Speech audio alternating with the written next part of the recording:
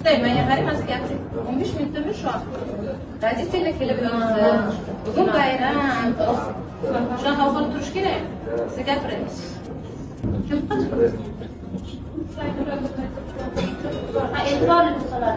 Yo'q, men aytaman, sani ko'rib qo'y, buncha nima qilmaydi dedim. Bu yangi hozir